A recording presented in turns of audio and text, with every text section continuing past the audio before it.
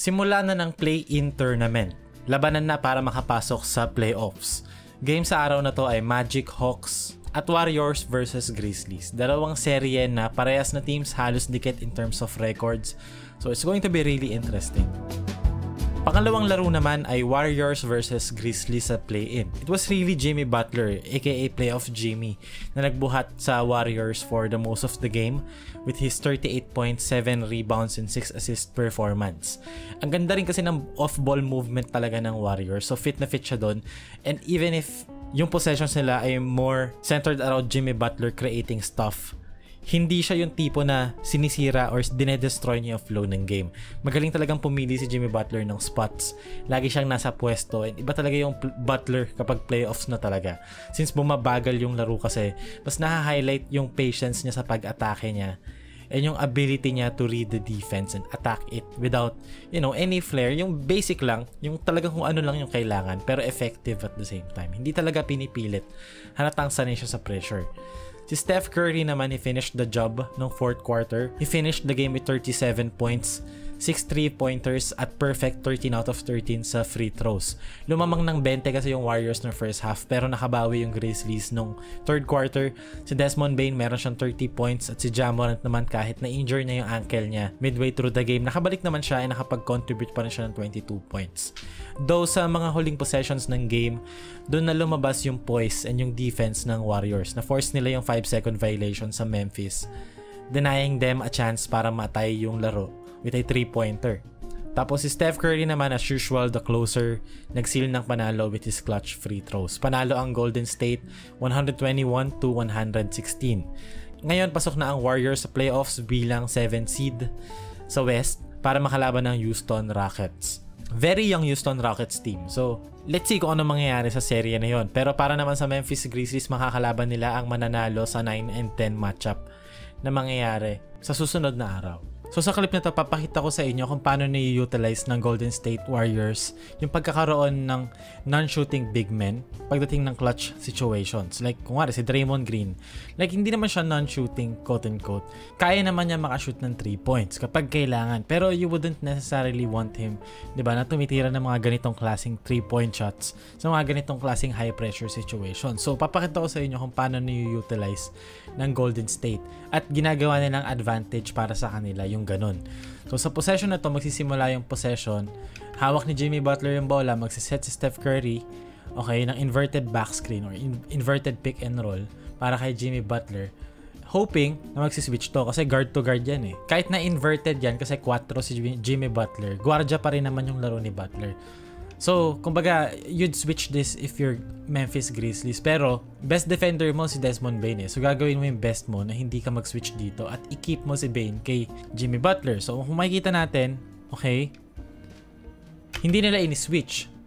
So, ang disadvantage doon para sa Memphis Grizzlies, meron kang Steph Curry ngayon na magre-relocate.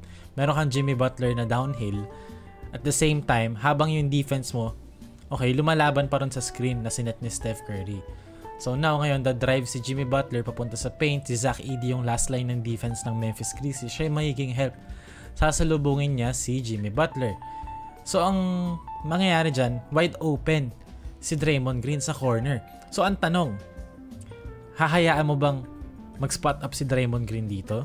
Yun ang tanong. So ang ginagawa ng Warriors para magawa nilang advantage yan, kick out kay Draymond Green and then si Steph Curry, magka-cut siya papunta kay Draymond Green, lalapit siya kay Green, and then si Green, ang tawag dito is grenade action.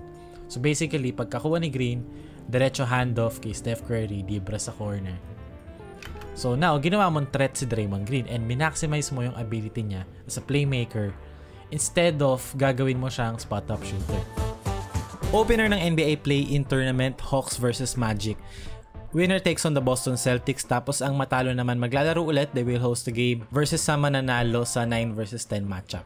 Early in this game, medyo dikit pa yung laro eh. Pero the Magic kasi really came out strong and ended the first quarter very strong. By halftime, nakabuo na sila ng 14-point lead kontra sa Hawks. And then yung Atlanta naman, they struggled in terms of their shooting. Tapos they also struggled defending the Magic. They kept on fouling. Tsaka kumbaga yung pace ng laro and yung rhythm ng laro, pabor sa Orlando. Pero noong third quarter, nag-respond na yung Atlanta Hawks. Trae Young started to heat up, scored 12 points sa quarter na yon. Inatake niya yung drop defense ng Orlando sa pick and roll. Kasi usually kapag naka-drop defense, ang binibigay nun is yung mid-range or yung floater, which is yung strong suit ng laro ni Trae Young. Pero ang tinatanggal kasi doon ng Orlando, yung ability ni Trae Young to pull up sa 3 points. So parang they'd rather make Trae Young a penetrator rather than a shooter. Pero the Hawks took advantage of that. Nakahabol sila. They cut the lead to just 3 points. And ang ginawa kasi ng Hawks din defensively kontra sa Orlando, na-recognize na nila yung ability ni Paolo Banchero to create opportunities of drawing multiple defenders. Kahit na nagsastruggle kasi si Paolo sa field, effective pa rin siya kasi nasi-shift niya yung defense. And usually ang ginagawa ng Orlando rito to counter, ini-space nila yung floor. Nilalagay nila si Caleb Houston sa lineup nila. Pero this game kasi, specific to this game, the Magic understood na kailangan nila ng extra playmakers. That's why some of the Magic bench players played extended minutes, especially in the fourth quarter, and stepped up big time. Guys like Anthony Black, 6'7" point guard, Cole Anthony, microwave off the bench, made a difference. Kasi playmakers sila na kayang mag-create ng plays and, you know, kapag mainit sila from the outside, mainit sila. And then also si Wendell Carter Jr. was also solid throughout the game. Also si Jonathan Isaac, spot minutes pero very effective. Grabe yung energy ng Orlando team from top to bottom. And then late in the fourth quarter, after consecutive possessions of foul baiting expeditions, na-eject si Trae Young sa game after niya makakuha ng dalawang magkasunod na technical foul. So ayun, Magic ang nanalo sa game na to, 120-95. Very decisive yung last 14 minutes ng game na to. Even though the Hawks held Paolo Banchero and Franz Wagner to only 30 points combined, it wasn't enough kasi nag-show up yung ibang players for Orlando. And for Atlanta, they're facing a do-or-die situation. Win or go home sila against either Miami or Chicago, depende sa kung sinong mananalo. Sa play na to, baseline out of bounds para sa Orlando Magic. Kung makikita natin, magtatakbo sila dito ng flex action para malagay si Paolo Banchero sa paint without using any dribbles. Kasi si Paolo, ang sakit minsan ni Paolo, mahilig siya mag-dribble bago siya pumunta sa paint. Alam niya kasi na kaya niyang i-take on yung defenders niya sa one-on-one skills niya. Pero minsan, nache-check talaga siya. So sa mga ganitong scenario, you want Paolo Banchero na makapunta rito sa paint and draw the defense without using any dribble. So magandang way to do that, mag-set ka ng flex action. Okay, mag-set ng cross screen dito si Anthony Black para makapunta si Paolo Banchero near the basket. And then ang sasalubong kay Anthony Black is another down screen naman para galing kay Wendell Carter. So si Paolo Banchero nasa paint, drew a lot of defenders here, 'di ba? Si Mohamed Gay, si Trae Young, tapos dito si Okongwu, walang tao, nasa gitna lang kasi sinasalo niya si Wendell Carter na magsiset ng backpick and si Paolo Banchero na kumakat papunta sa basket.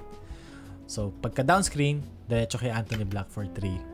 So very effective way of using Paolo Banchero's gravity as a player without necessarily letting Paolo Banchero be in a vulnerable spot offensively, especially kapag na-check siya ng defense.